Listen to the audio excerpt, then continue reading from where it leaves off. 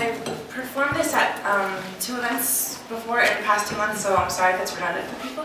I wrote this as a prayer, and I first performed it at the Tam Tran Scholarship Dinner.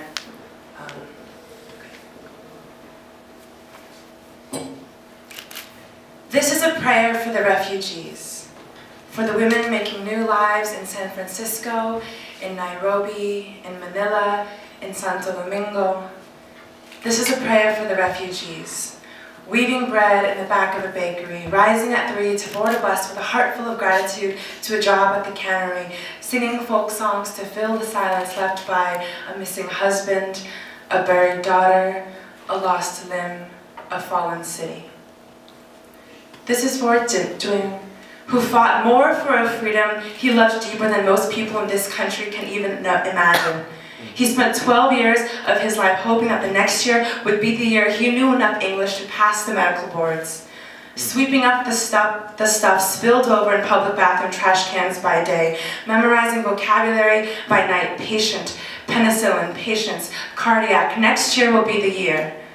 He was a middle-aged man poring over the MCATs like an American college kid.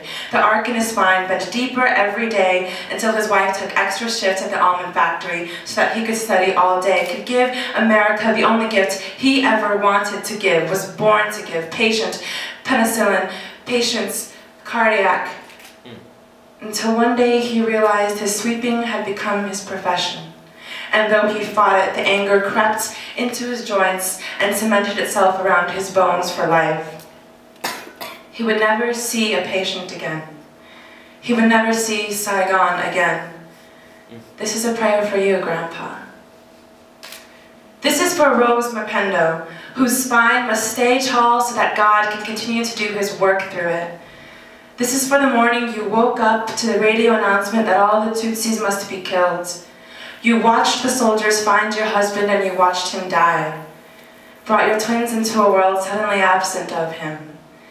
This is for the tears you wept in the Phoenix Sky Harbor International Airport when your daughter, the last of your children left behind, made it into your arms after 13 years of waiting.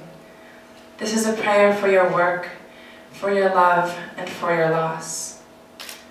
This is a prayer for the refugees who have never had the privilege of being refugees, only spics and aliens and wetbacks. This is for Giovanni, Juan, Araceli, for every person who was born into a war so constant, like a low buzz no one even notices anymore, that violence does include having to choose between selling your body or selling dope, or else traveling north and settling into the dream of living in shadows, where they don't grant asylum just for being poor. This is for every single parent fresh off the boat, once formidable, now adorable, trying to speak to their children in old world accents, watching them grow up speaking hip-hop. Parents who can't understand why their kids are so damn sensitive and want to write to Congress every time someone calls them a chink or tells them to go back to where they came from. My child, you don't understand where we came from. America is freedom. You can do anything you want here. And then one day the American earth crumbles beneath their feet when immigration shows up at their door, straps GPS trackers to their ankles like cattle. This is for Tam Tran. This is for Tam Tran. Tam, this is for you. This is a prayer for the refugees who never crossed borders. This is a prayer for every time the border crossed them. They watched the landscape around them change like stagehands moving set pieces in the theater. For the Palestinians who saw the borders redrawn around them like someone was fixing a mistake and connect the dots, and they became guests in their own home. The United Nations calls them internally displaced persons. Internally displaced, displaced inside. Your inside's displaced. Your fist is where your heart should be. Your stomach must be upside down because you can't eat anymore. Your vessels must have wrapped around your throat because it always feels too tight. This is a prayer. So close your eyes and pray with me. This is a prayer for the refugees.